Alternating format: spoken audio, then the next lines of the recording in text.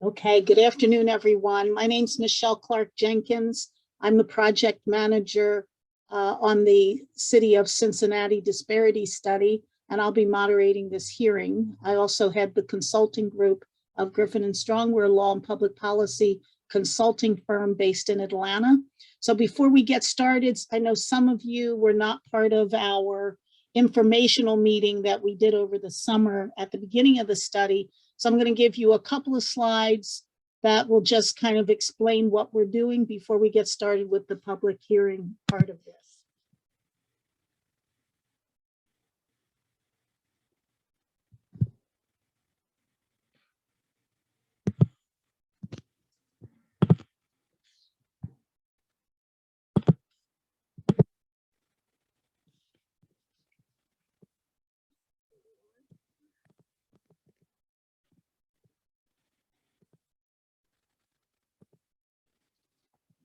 Sorry, I'm having a little.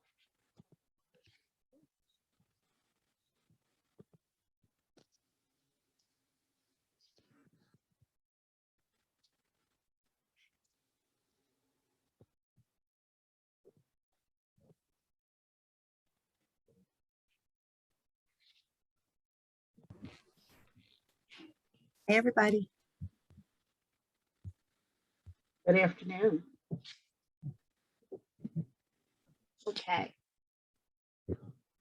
So I just want to start off by saying, what is a disparity study? It's an objective research tool that helps determine whether governmental entities have actively or passively discriminated against groups due to their race or gender. Sometimes it's utilized for race and gender neutral groups, but really it was created, and I'll talk about that in a second, was created to deal with race and gender issues. When we use the term discrimination, we're talking about the current effects, the accumulation of the current effects of past discrimination. We do this through both quantitative analysis and quantitative analysis. We do a deep dive into the city's current policies and procedures. When we're done with this, which is why a public hearing is so important, we'll be making recommendations to the city about any changes we think they should make in their policy. So it's very important because we take a lot of what you say, and that helps us to formulate the kinds of recommendations we make to them. So one of the reasons we do, or the reason we do disparity studies, really arose in 1989 out of a case, City of Richmond, Virginia versus J.A. Croson, and a follow-up case, Adirondack Constructors versus Pena, both Supreme Court cases. What, for the first time, what the court said is that remedial preference programs are treated the same way under the 14th Amendment as malevolent discrimination is, because it treats different groups of people differently. So in order to overcome that and have any kind of a race or gender conscious program, you have to have a factual basis in evidence, which is what a disparity study is. You have to, in essence, demonstrate the existence of discrimination through both quantitative and qualitative evidence. And at the end of it, and what we do and how we do it is really dictated by case law, because since that 1989 case, the court really told us what had to be done, but then really tell us how to do it. So since then, you know, these disparity studies have been done, and some courts have rejected some things, some courts have accepted some things. So the methodology has really evolved over that period of time. So at the end of it, we have to recommend, whatever we recommend has to be tied to a finding in the study. And so what the court said is, not only do you have to have this factual basis and evidence, but anything you do has to be narrowly tailored, a narrowly tailored remedy. And we have to first look at race neutral remedies, and then we can go to race conscious remedies if it's needed. So this is really the process, which is why disparity studies take at least a year to complete. We do a legal analysis.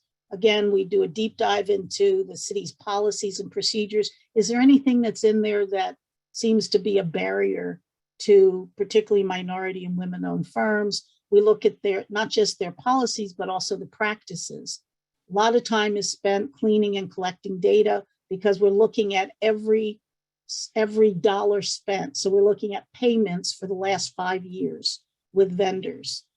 We then have to kind of figure out which geographic market we're studying. So what firms are we looking at? And that's predetermined by where the city is already spending at least 75% of its dollars. And then we kind of don't stop there. We look at with whom the city has spent their dollars. That's a utilization analysis. And then we look at who are the ready, willing, and able firms in the marketplace. And then the disparity analysis is the comparison between the two. So if you represent, if a minority group, and we do look at it broken down by ethnicity and gender, if a certain group is 10% of the availability in the marketplace, is the city spending 10% of those dollars with that group? That's really a disparity analysis. We also look at what's happening in the marketplace. That's important because you could look at a certain area and say, well, there are 0 construction firms owned by this group, and we use 0, therefore no discrimination found. Well, we have to look deeper and say, well, why aren't there? So we look at credit market disparities. We look at building permit data. We look at the likelihood of self-employment. And then this public hearing is really part of our anecdotal evidence collection. We've had an informational meeting. We've done interviews one-on-one. We've done a survey. We've done focus groups, and this is our 3rd public hearing. And so we put all of what you say together. We don't use names in our reports at all, but we do report pretty much everything people have said. And so we utilize that and we try to quantify that. You know, if there's if every time we talk to someone, they bring up a certain issue, we particularly document those things that we hear over and over again. So your testimony today is really important so that we understand what direction we should be making recommendations to the city. So this is really the project arc. We're kind of entering into that spring phase. We've finished the survey of business owners. We've also completed the preparation of the databases. So we're now actually conducting the analysis. We're doing the private sector analysis and then finishing the collection of anecdotal evidence. And we'll be done with the study sometime early summer. Okay, so again, my name's Michelle Clark Jenkins. I'm the project manager from Griffin & Strong. We're a law and public policy consulting firm based in Atlanta. Disparity research is what we do all over the country. The city of Cincinnati has contracted with us to conduct the disparity study. The study examines the participation on City of Cincinnati contracts by minority and women-owned firms. And we do that by looking at all purchases, not just by women, because we are doing a comparison. It's the city's intent to render a diverse and equitable business environment that will benefit all of its vendors and ensure that public contracting opportunities are equally available to all businesses. We've been charged with reviewing the City of Cincinnati's policies, as I've mentioned, their practices, all of their spend, and making findings and recommendations. Also assisting us, we did have local subcontractors who are based in the City of Cincinnati. Scale Strategic Solutions, led by Callista Smith, did the anecdotal interviews. Razor Communications, led by Mimi Razor, did our PR and outreach. So again, the purpose of this hearing is to hear candid testimony about your experiences, both positive and your concerns. If the city's doing something right, we want to hear about that so they can keep doing it. This will help us to determine, of course, the recommendations we make to them at the end of the city. We want to emphasize that these testimonies do not have to solely consist of negative experiences. We're pleased to report any and all positive feedback on the city's operations with the business community. Also, we're not interested in influencing your expressions. Rather, we seek a clear and honest image of your experiences. So everything said in this hearing will be recorded, and we're using that as a reference point. Again, your names, etc., aren't utilized in our report itself. I'll be conducting this. There may be members, I don't see any at the moment, but there may be members of the city who are on this. Please don't direct questions to them. We're here to just take testimony and not to answer questions, other than I may be asking some clarifying questions to comments that you make. So now, if you do have something that you want to contribute, the floor is open. There is a raise hand function. If you can't find it, you can kind of wave at me, and at the end, anybody who's on by phone, I'll invite them, or anybody who wants to speak, I'll invite you to unmute. In the meantime, if everybody would stay muted, that would be great. And if when you do speak, if you could start off by giving us your name and your company name, that would be great. Okay, so would anybody like to start by giving their comments? I love a cheerful giver. Rhonda Bentley, you're the first one to raise your hand. Oh, hi. Yeah, Hi. I mean, here's my observation and here's my experience with the city of Cincinnati. When COVID began, I had plenty of PPE for the city. I reached out to the mayor's office. I reached out to the Department of Health. I reached out to the executive director of the Health Collaborative, the coroner, you name it, every department. I gave a list of what I could get. I was one of the only companies in the city, probably the only company that had it, that had access to it, that was not price gouging, that could deliver. I was an approved supplier of other states, served their communities, but not my own. No one would call me back. No one would talk to me. It was ridiculous. And not sure why. I'm a female-owned company located in Cincinnati. So that's kind of my experience. And I worked for the city of Cincinnati out of college, and it's just a good old boy network. And that's what I feel it is. And I don't know that, they were on the news daily begging for PPE.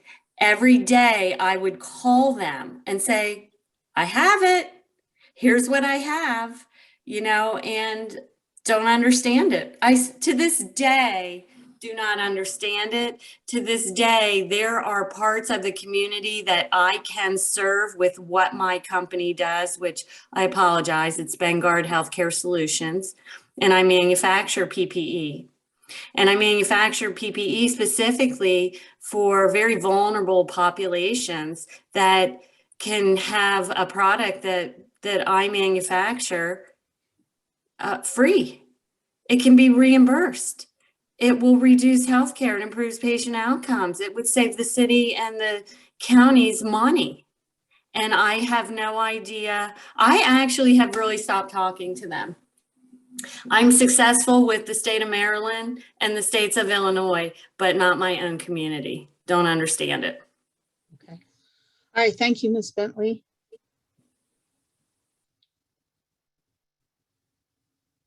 Okay. Next.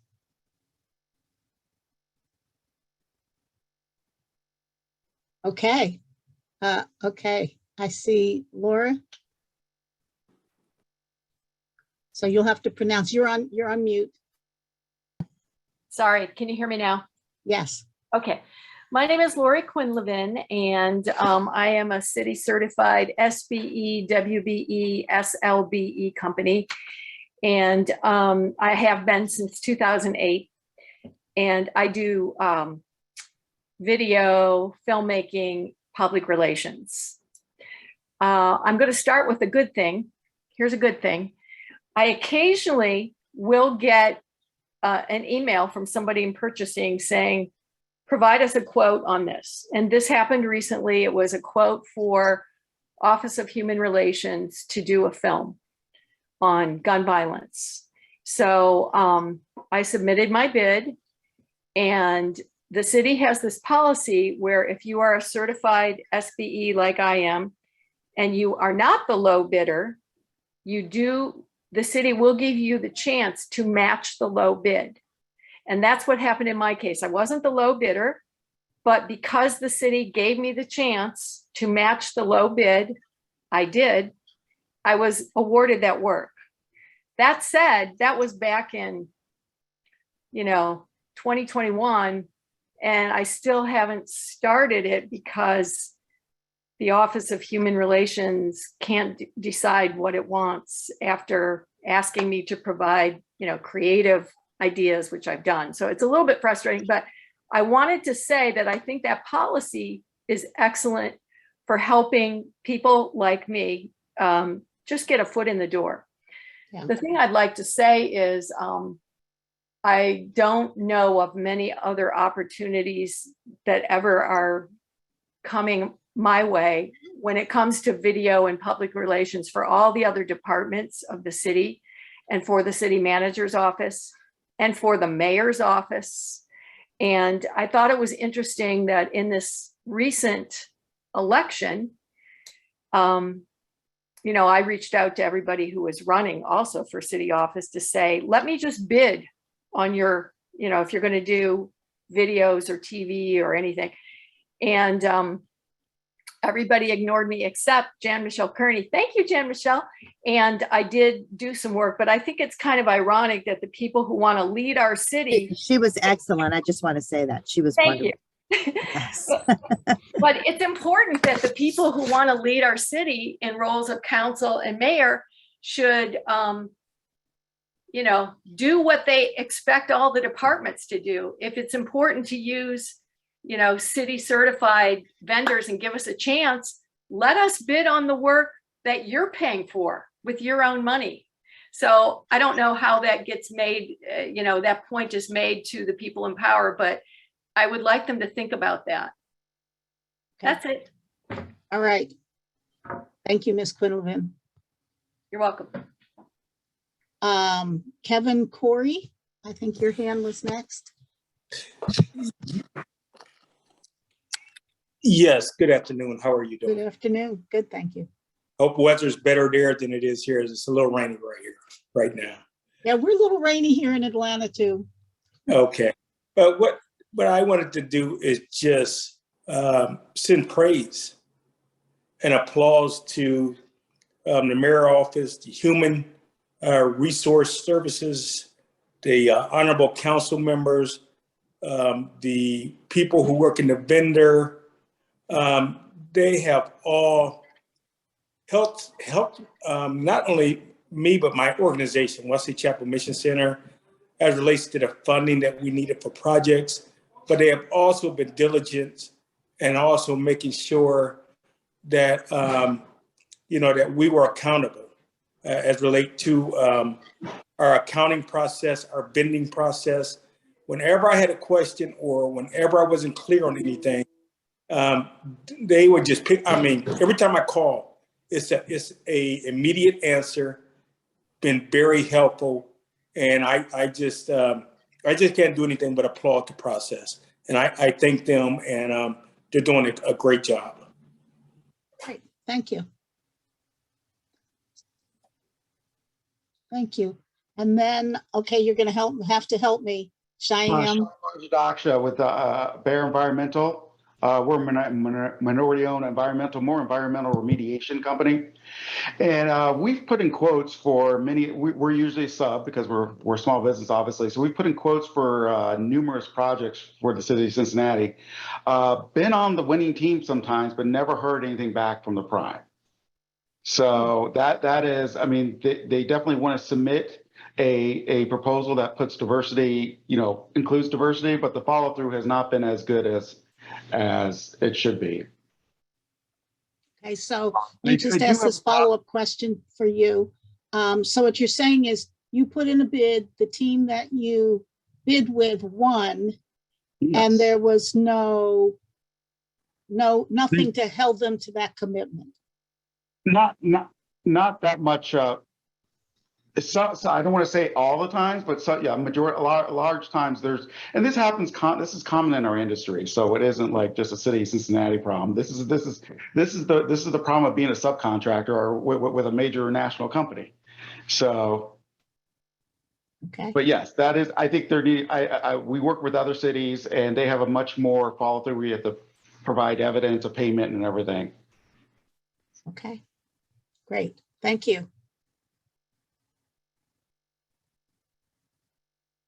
Okay, Kenneth Beach, I saw you nodding your head. Do you want to add anything to that? Absolutely.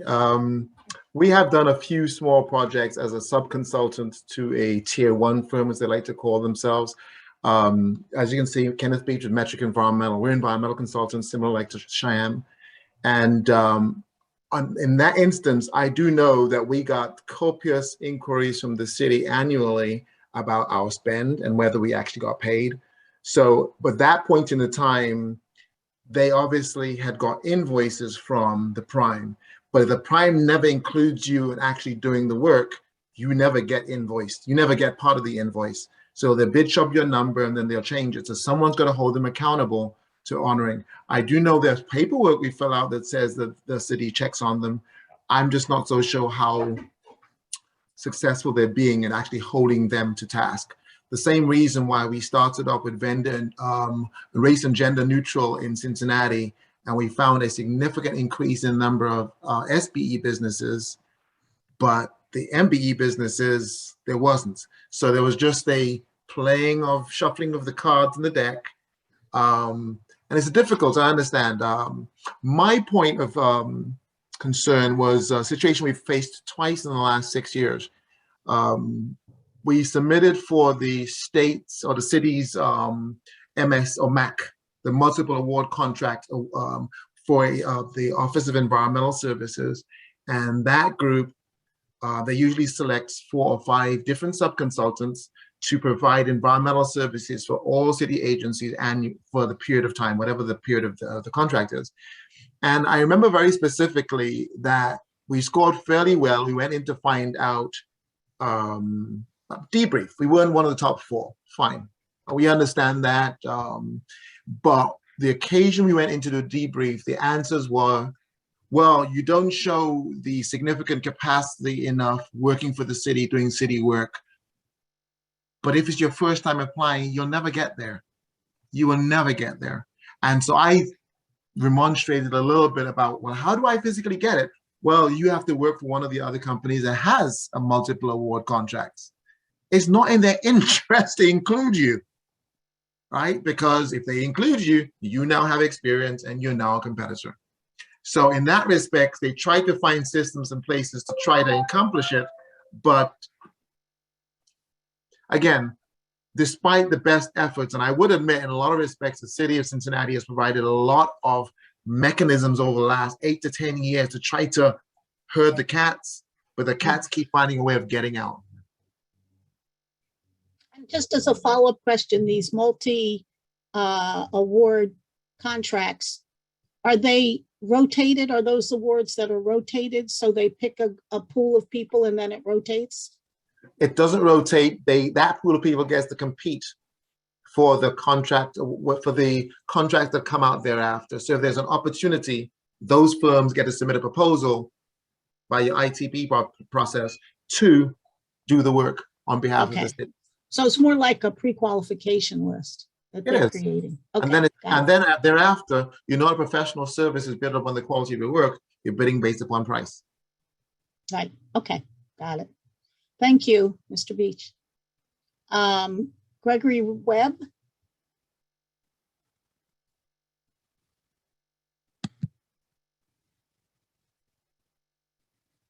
Yes. Can you hear me? Yes, we can. Okay. I want to piggyback on what Kenneth said. In terms of SBE and MBE, we are an MBE firm. And what's the name of your firm? Northside Supply, Construction and Supply.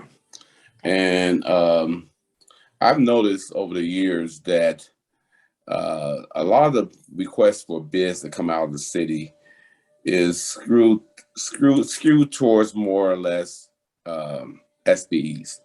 Now, it's my opinion and my experience that most MBEs are SBEs, but the roadblock is based on your personal financial wealth. And I think that's wrong from the standpoint if you earn, I believe it's, if you earn or have more, your personal wealth is more than $750,000, you cannot be an SBE. Well, first of all, the individual personal wealth is just that, individual and personal. And it shouldn't be construed with the company.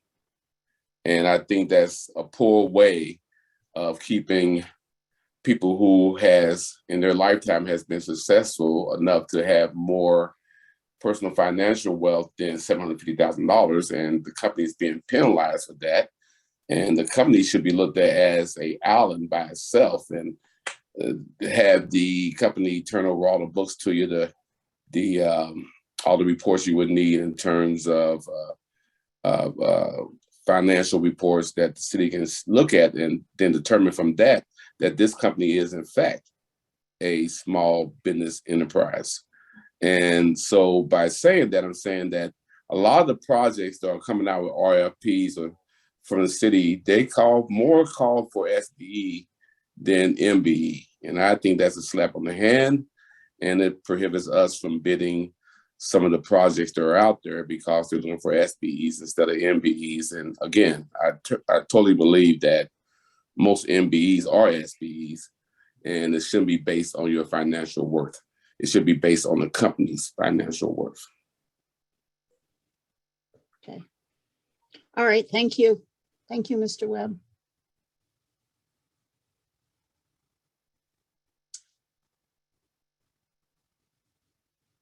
Next.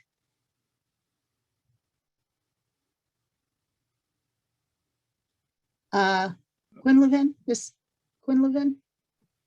Thank you. I thought of another thing based on one of the previous speakers that was kind of confusing to me. There was an opportunity with Cincinnati Waterworks to get on their list of, I forgot exactly what they called it, but you know, they would have you for the next 3 years sort of on call, that you'd been approved as a contractor that they could use.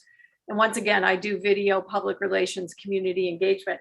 So I know that I went through that process. I was notified that I was approved, you know, for these fields for the next 3 years. And then I never heard from anyone ever, you know, with the water department. And I remember, you know, after about a year had passed that I called and said, hey, are you going to do anything in the next year on, you know, that would possibly use my services? And I could never really get an answer from anybody. So it just seemed like a process that they put small business owners through with no, you know, no purpose.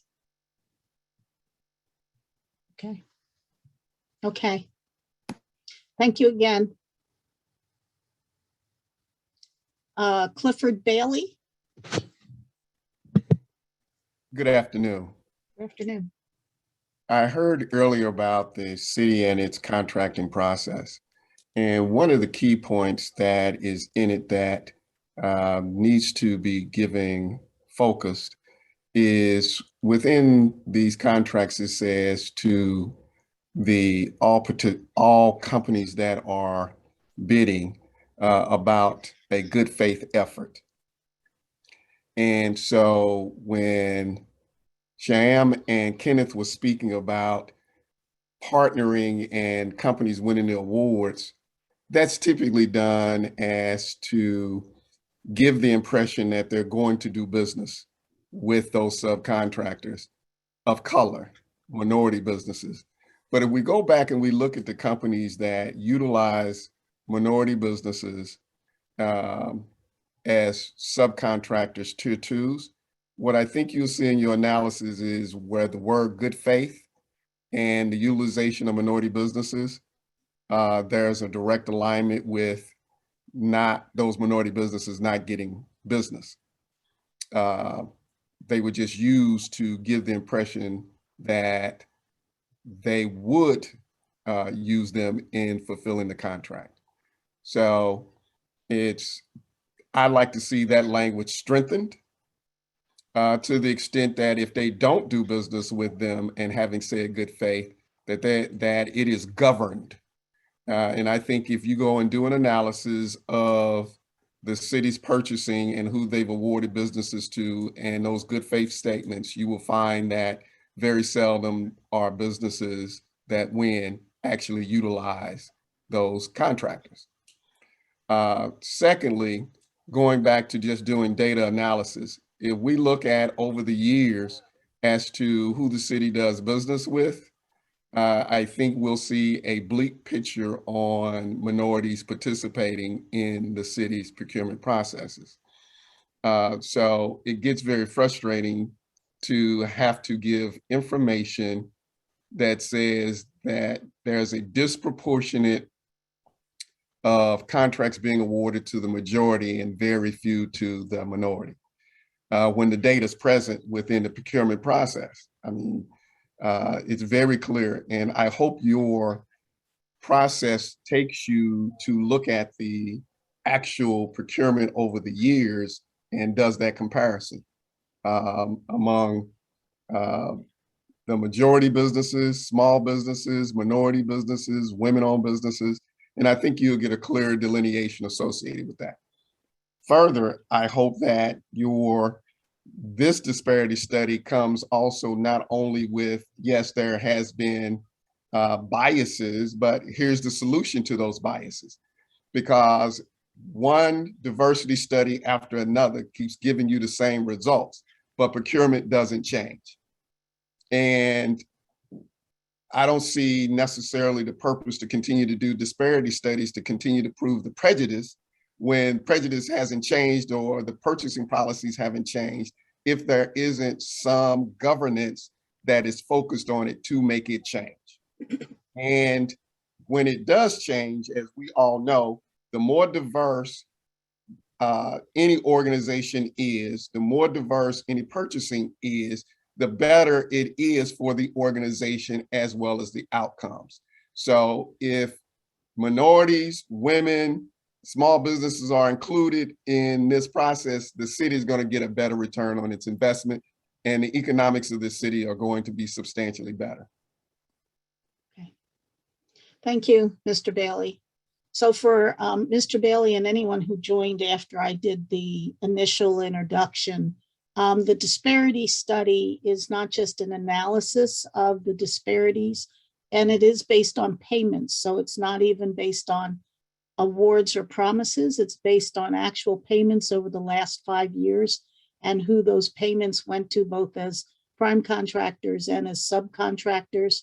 And at the end of it, we are making recommendations based on the findings of the study, policy changes, policy recommendations to the city. As to whether the city accepts those policies or not once the study's up, that's up to the city, which one of our recommendations they accept, but the recommendations are contained in the study itself. And then really what happens after that is what the elected officials choose to put into practice. So that's where it falls into the hands of, it falls out of our hands. We do the findings, we do the recommendations. The city then determines which ones of those they want to initiate. And of course, you as the public will have input into that once the study's published. Next. Okay, I see Mr. Ben Parks. And again, if you can give me your name and your company name. Yes, my name is Ben Parks, and I am the owner of Parks Electrical Services. We're an electrical contractor here. And I have two things to kind of piggyback on what Cliff was talking about, and some of the others as well. When it comes to, I'm a small contractor, when it comes to working with a prime contractor, most times it's going to be relationship. But it's kind of hard if, what happens is if you get a prime contractor, electrical contractor doing a sizable job for the city, and they say, well, we need inclusion. Well, it's easier to find a woman-owned electrical contractor, because we have some in our city that are $20 million companies, and they've been friends for 15, 20 years. Well, you know, we weren't even allowed in the game, so to speak, 20 years ago. So that automatically puts me out. So that's one thing. If it's a smaller contract, and smaller could be $25,000, $30,000, say for instance. The problem that I have is buying power. Now I have accounts at all of the major supply houses here in Cincinnati, the Richards and all the rest of them. But I don't spend $1.5 million, $2 million a year purchasing materials. So my price is not going to be what my competitor's price is, which puts me out of the game as well, because it's lowest bid. And so that's one thing that I would love to see, if they go with a competitive bid and give some type of, we need some type of, you know, a delta in between what's top and what's bottom. And then they could better figure out which one, you know, is the best. You know, it'll give me a little bit more cushion on where to go, because obviously I just cannot bid on a project and get a better price. You know, and I'm not going to do a job just to get it if I don't have to. I can do that in a private market and have some type of margin, but here I got to go lowest bid, and you know, I'm just working the guys just to work them. It's kind of hard to grow a company if I'm doing that on a continuous base. So that's my story. Thank you. Okay. Thank you, Mr. Parks. Next. We do have a number of people who have been on the call who haven't spoken yet. So I'm really hoping that you'll contribute. Again, this goes directly to the kinds of things that we will tell the city about and will highly influence our recommendations. So this is your opportunity to have an impact on policy with the city.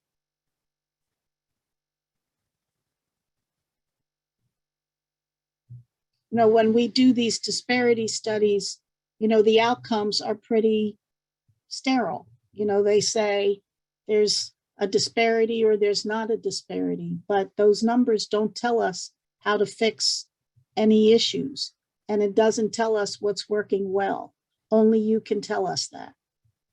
So those of you who haven't spoken yet, who have had experiences doing business, attempting to do business, or if you haven't even attempted to do business with the city, please tell me why not.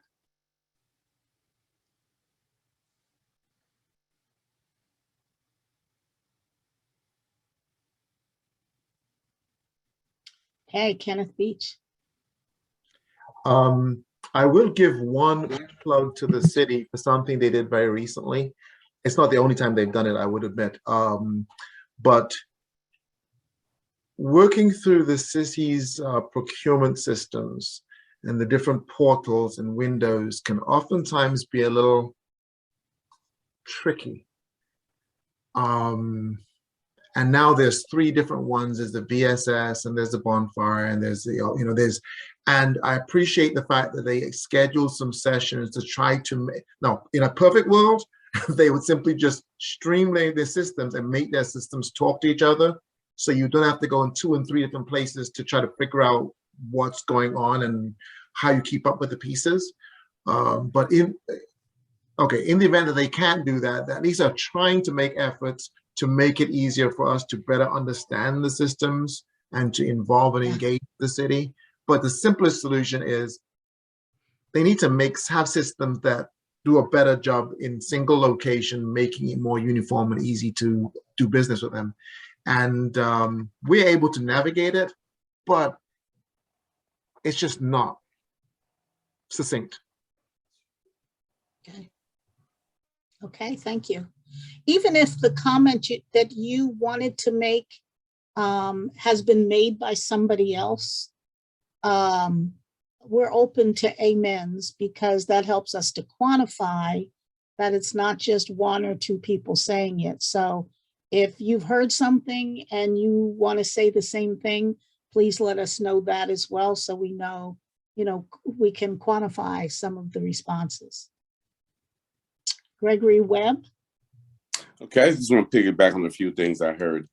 I've been around for a while and dealing with the city of Cincinnati, and it's been my observation that no one's doing a deep dive. Now, you say your report is based on payments, and you got to do a deeper dive than that. I'm going to pull from an experience I had recently with the city.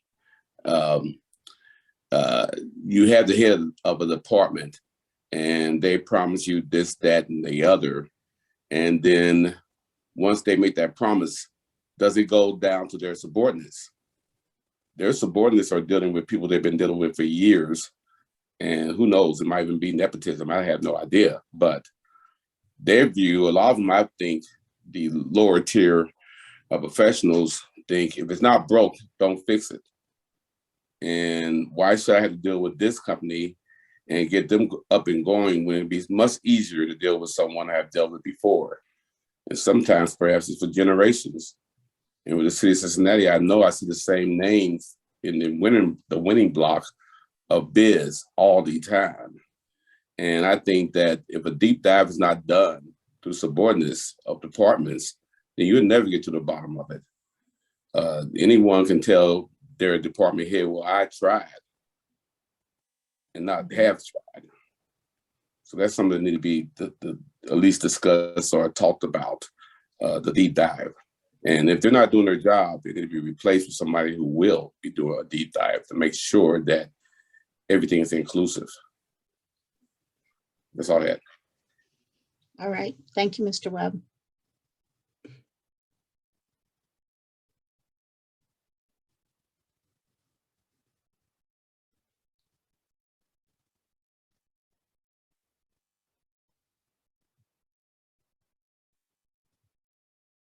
Next up.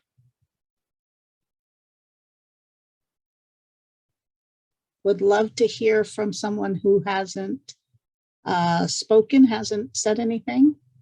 If you've done business with the city, attempted to do business, or if you haven't even attempted, how come? We would love to hear about your experience.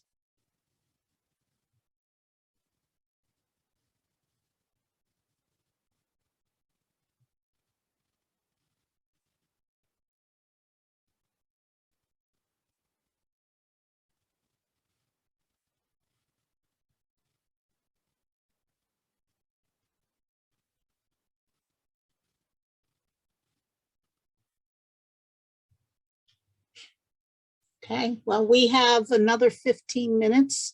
I will be here for the next 15 minutes. Would love to hear from some of the people who've spoken already or the people who haven't. I see Chris Stiles. Yeah, it looks like I spelled my name wrong. Oh. Hi, it should be Styles like hairstyles.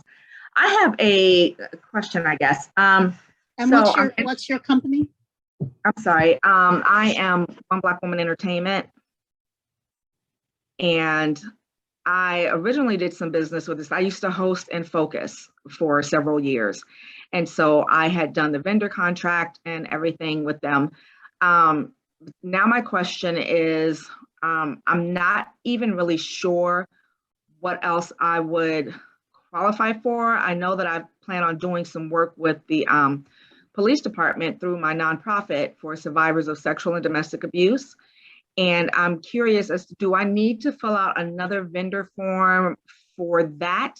And I mean, I don't apply for like big contracts or anything like that, but I just wanted to know how or what the process is for me doing some, doing some things for survivors and having that funded by the city, I guess. And like I said, I'm doing something on the 24th with the police department of April. So this is a public hearing, so we're taking testimony about your experiences. Okay. The city, I could only direct you back to the city to answer your question. Okay. So what we're trying to get here is kind of your experience. And so it sounds like you maybe have had a contract. So how was Yes. your experience in going through that process? Actually, it took a little bit before we were, InFocus was funded through the Department of Human Relations. And initially, there wasn't even any funding for what we did. However, I did not have a negative experience with receiving payment. It was more of a, it wasn't like a monthly thing or a per show thing. I think we got something like quarterly. So I received payment quarterly for my services. But it was never a negative experience. It was just something that, you know, I'd come in and I'd do the show and basically that would be it Okay. for the most part. How about the process of you getting that contract? I hosted the show for a couple years before there was ever even a funding. We had heard that there was going to be some monies for our services, and then there wasn't. And then we received a small stipend, I guess you can say, or a small payment for it. And at one point it had been cut. I mean, it wasn't consistently the way that I thought it was going to be when it came to having that contract. I had to fill out the whole vendor form and become a vendor and everything. But at one point the funding had been cut and it wasn't very much to begin with. So you did you not have to bid on it? No. Okay. No, I did not have to bid on it. I'm not familiar with that process at all. And I guess that's kind of what I was thinking about. I'm like, would there be any type of contracts that I would bid on based on my services? But yes, no, I didn't have to bid on anything. And if there was no, there wasn't a bid. Okay. So.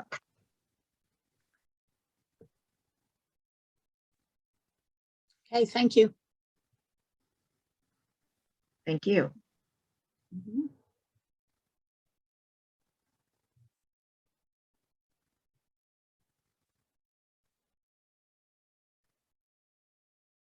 Sounds like you and Ms. Quinlivan should chat offline. Y'all are both in the same areas. Who was that? I'm looking at all the names. What's her name? She's Lori Quinlivan. Yeah, hi, Chris. I can tell you that that job that you said you didn't have to bid on, they do bid it out now, because it was up for bid for the last 2 years, because I actually did apply. I didn't get it. Somebody else got it, but they're bidding it out now. Wow. Yeah, I did it for about 5 or 6 years. I think it was at the time when I came on, Tracy Hunter used to host the show, but a new producer came in and wanted to take it in another direction. So there were like 3 of us rotating hosts doing InFocus. That's interesting to know. Mm-hmm. I'll have to look that up. Yeah. I did see where they posted something about a new host probably this past summer or something, because I had stopped doing it, especially it was like right before COVID hit, and then we weren't coming in at all. So after that, I didn't even know that they were bringing it back. So yeah, thank you for that. Sure. Chat room. You all can connect in the chat room. So we have about 8 minutes left. I would love to hear from some people who we haven't heard from, who've been listening but haven't said anything yet. We would love to hear from you.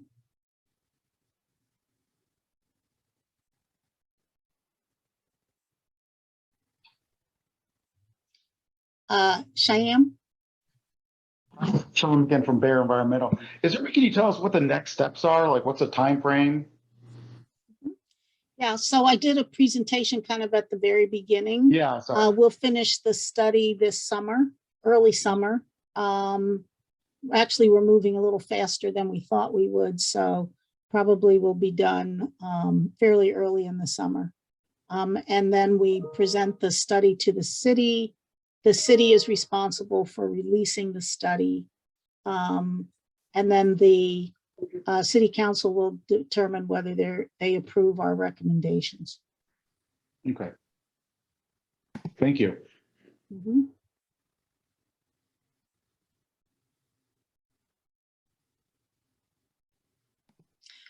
If there's anyone who is on this call who would like to send their comments, you'd like to put them in writing instead of stating them in here, we do have a dedicated email address, Cincinnati Study, and actually I'll put it in the chat room, cincinnatistudy@gspclaw.com.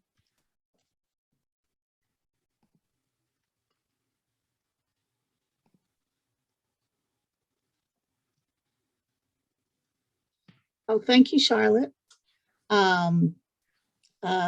She put it in there for me. There is a dedicated website that has information in it about who we are and more information about the study and the process. It's Cincinnati, hopefully easy to remember, CincinnatiDisparityStudy.com. So that is also available as a resource. So you can email us or you can go to that website as well. I think on the flyer, there's also a phone number if you want to call us. So any way you want to give information to us, I think we will be finishing the anecdotal chapter of the study. I think will be done probably in the next month. So you do want to get your comments, either stating them today or getting them to us as soon as possible so we can include them. Everything you say to us is included in one way or another. We look at the city as a business. So even if you have one customer who has one positive or thing to say, or they have a concern, you want to hear about that. So we do try to include, at least quantitatively, the subject matters that we hear over and over again, or even if we only hear it once or twice, so that the city is aware of your comments. So please let us know anything else you want to say. We have another 5 minutes, and I'm going to hang in there for the next 5 minutes. I'll jump in again, Michelle. Something else just came to mind. On the private sector side of the equation, this is not the city, but one of the struggles that we oftentimes face is you do not have experience enough to work for the firm, so they will allow you to come in as a tier 2, which is a subconsultant to the lead firm. And the challenge we oftentimes face is that they won't allow the lead firm to mark up the fees of, we're a professional services firm, to mark up the fees of the subconsultant firms to make up for the professional liability burden. So if I have a company and I have $4 million worth of professional liability or $4 million worth of work that I pay my insurance rates on, and I give $1 million of that away to subconsultants, I still have to pay for the full $4 million, even though I pass through $1 million to subconsultants. The difference between the private sector and the public sector, which finds itself in, the city can put together goals to try to entice or to encourage the engagement of subconsultants on these contracts. The challenge is, if it boils down to making the bid, because they make these things down to bids too often, make the bid higher, there's a disadvantage to the firms to using us. So while they have the goals to try to encourage firms to do us, as long as those firms can't really find any beneficial reason to doing it other than the fact that they met the city's goals, there's no real reason for them to do it.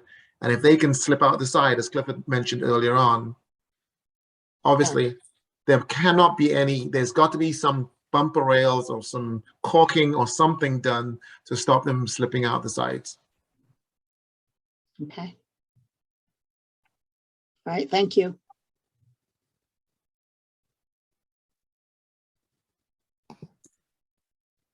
Just a few minutes left, kind of last chance. Come on, guys.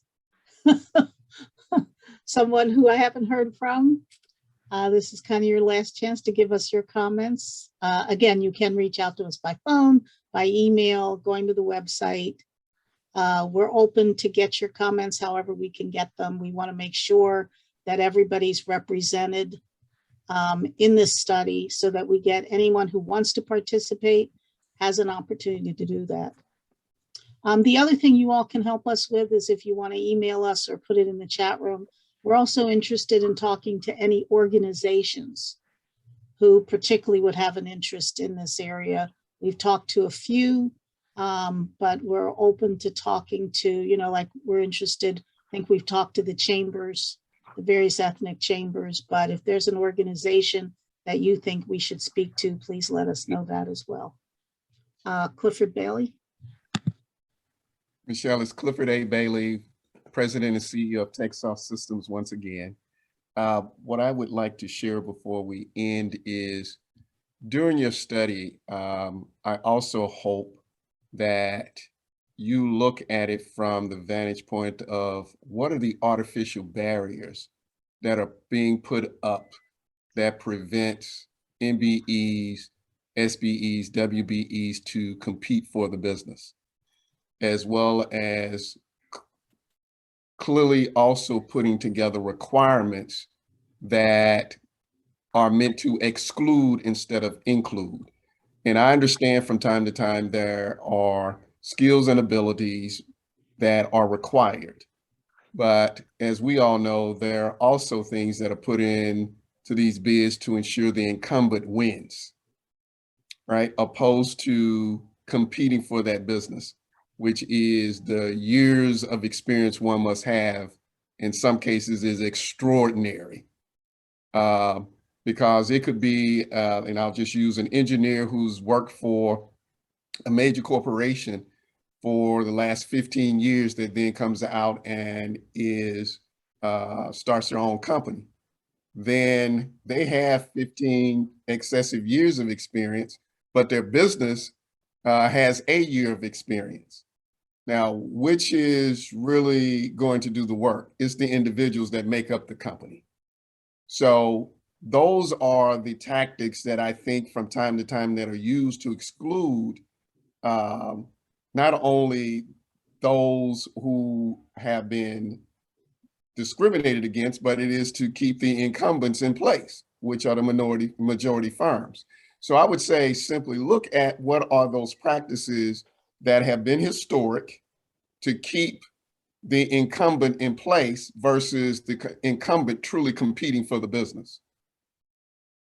So we rely on you all to tell us about those circumstances. That's kind of why we're here. So we won't know about that unless some of you who have bid in those circumstances have run into that situation and tell us about that. Cheyenne? Hi, this is Sean again from Bear Environmental. Could you tell us which chambers you've reached out to? Have you reached out to Hispanic, LGBT, Asian? Yeah. Okay. So better. Okay. Mm-hmm. All of the above. Great. Thank you. Mm-hmm.